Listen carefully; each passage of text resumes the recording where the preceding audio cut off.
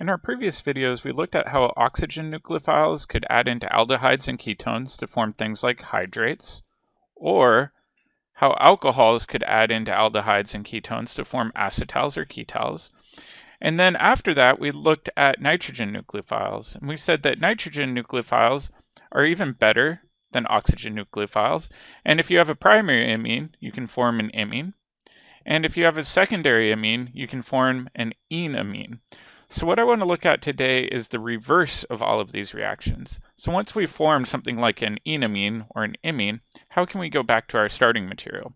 And this is called a hydrolysis reaction. So I'm just going to pick an example. So let's put an example down and then we'll look at how we can do the reverse reaction. So in this example, I'm going to do a ketal, where we've got two equivalents of methanol that have added in. In this example, we're going to treat this with excess water, and we're going to use catalytic acid, and we're going to get back to our ketone, and we're going to get to two equivalents of methanol. All of the previous reactions we've seen, we're going from this side to the starting material side, but now we're going to be focusing on going the other direction. So this time what we're going to do is we're going to say, well, what happens if we try to go this direction? How does the mechanism differ? All right, so let's take a look at the mechanism. And the mechanism is pretty intuitive, but again, it's still going to be fairly steppy.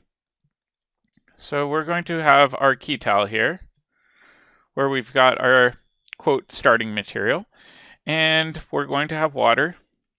In this case, to push the equilibrium to the product side, we're going to use a huge excess of water. All right, and then the first step in this reaction is going to be simple acid-base chemistry. So what we can have happen is we can have one of these oxygens get protonated by our catalytic acid,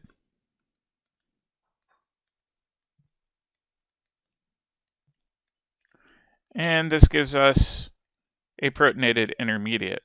All right, some students will ask, well, why doesn't this water get protonated? Well, in reality, it will. However, when it gets protonated, it doesn't really take us anywhere useful in terms of the overall mechanism. So while we could show that, it's really not worth our time right now. So let's just ignore that. All right, so now that we've got this all set up, this group right here is a really excellent leaving group. So let's even label that. We'll just say good leaving group. Because that oxygen has a positive charge, it's not super happy. What can happen is the lone pairs on this neighboring oxygen can dump down, and we can eject off that leaving group. All right, so now we're getting somewhere. We've got our intermediate now. We've got our methanol that was kicked off. I'm just going to call that my HOME, and I also have water floating around. All right, when we think about this intermediate that we formed, this is really, really electrophilic. It wants electron density because that oxygen is not happy with that positive charge. All right, so then the question is, where can it get electron density from?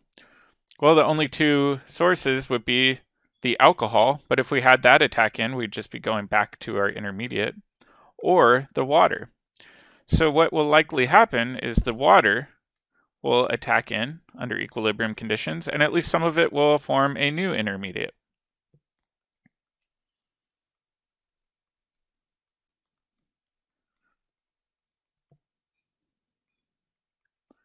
All right, so our water has added in. We still have our methanol floating around, so we can't ignore that. And now what we're going to do in the next step is we're going to do a proton transfer. So this proton that's hanging off the water isn't very happy. It's on an oxygen with a positive charge, so we're just going to shift that over to the alcohol on the other side, or sorry, the ether, I should say.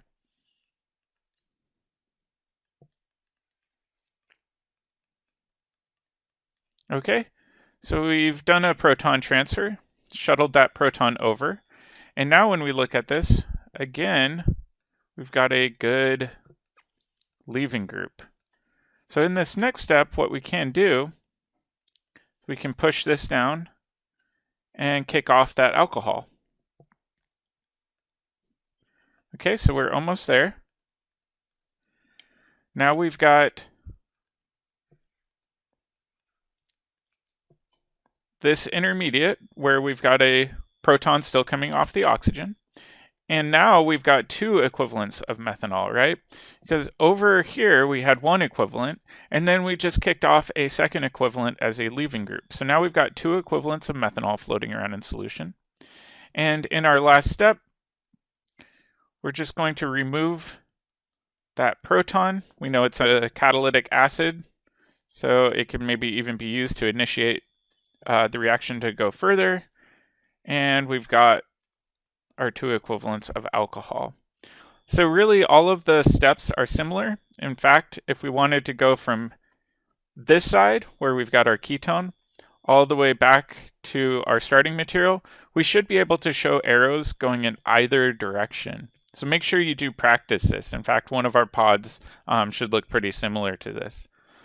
All right, so let's take a look at some other examples, because I know this does get a little bit more complicated, especially when you're dealing with nitrogen-based nucleophiles. So let's take a look at amines and enamines. So this also works for amines and enamines. All right. So let's think about this. If I've got an amine, that means that I have a carbon-nitrogen double bond. We can react this with excess water and catalytic acid and really push the reaction back to the ketone. So in this case, we get this ketone and we would get a primary amine. So this carbon, as I mentioned in the previous video, is pretty easy to spot. It's the carbon that's bonded to nitrogen that's also participating in a pi bond. That carbon must have originally been a CO double bond. So we can easily spot that what that would be, and we can also figure out, hey, this portion must have been the amine that popped off. All right, let's do the same thing with enamines really quick. All right, so the main difference between an amine and an enamine is in an enamine, you don't have a carbon-nitrogen double bond. Instead, you have a carbon-carbon double bond. And again, we can push this reaction back to the ketone, and we'll actually get the exact same starting ketone. The only difference here is we'll now get a secondary amine. So like I said in the previous video, this carbon right here is bonded to the nitrogen and also participating in a pi bond. So that carbon must have originally had a CO double bond on it. So we can use that pretty well. So like I said, this works for amines here and then enamines down here. So let's just pick one of these and show the full mechanism. And I like to pick the enamine one because it's a little bit harder. So let's see how this mechanism works with an enamine. So I'm just going to go ahead and stick with our basic enamine, the one we had shown right above. And we're going to have water floating around in solution. And we're also going to have our catalytic acid. This time it's usually under buffered conditions. Actually, I think when we do the reverse one, it doesn't need to be buffered. It's only buffered when you're trying to form the enamine. All right, so either way, the first step is acid-base chemistry. Question is, well, where's the most likely site to be protonated? And this is what always tricks people up. Some students will pick the nitrogen as being the site that's protonated.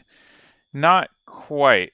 In fact, what ends up being more useful is to protonate the pi bond.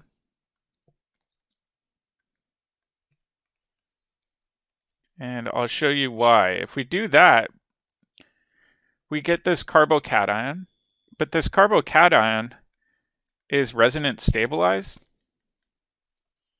So if we think about it, the positive charge that comes out of this reaction is shared. It's shared between this carbon with the positive charge and that nitrogen. So both atoms are sharing the burden of having that positive charge. Let's compare it to the alternative. You don't need to draw this down in your notes, but let's just say what happens if this were to grab a proton at the nitrogen site rather than the pi bond site. Well, if we do that, what we end up getting seems reasonable, right? You'd have a nitrogen with a positive charge, but in this case, there's no resonance, right? The nitrogen's forced to exclusively hold that positive charge, which isn't as good as having resonance where we can delocalize that positive charge and share it across two different atoms. All right, so let's just erase this. Just wanted to show you that so it makes sense. And then in the next step, we have water floating around. And water, we know, is a decent enough nucleophile. So this water can actually just attack in to the intermediate that we just made.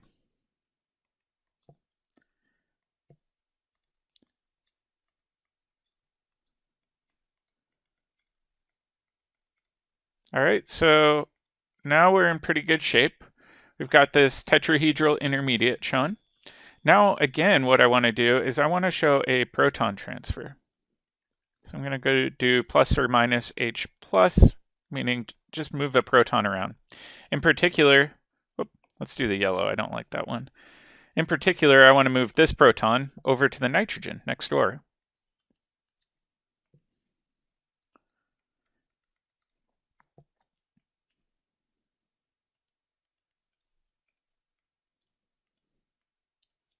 All right. When we have this done, this proton transfer, this hydrogen's now on the nitrogen, which means it's a really good leaving group. So I'm just going to label this as a good leaving group. And in the next step, the oxygen can shove off this nitrogen.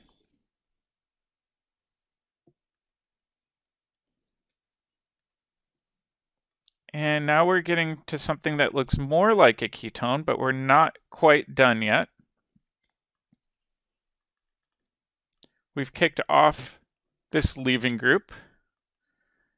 As you can tell, the last step just needs to be deprotonation of that carbonyl. So I'm just going to write minus H plus. We can deprotonate that, and then we can get our starting amine back. So really the mechanisms are very similar. We just need to trust our instincts on doing acid-base chemistry. We need to create a leaving group that we shove off, and we need to be careful to always include all of our charges. I notice a lot of students when they do these, they forget charges, and that kind of trips them up. All right, so here's where we'll pause. When we come back, we'll take a look at sulfur nucleophiles and hydrogen nucleophiles.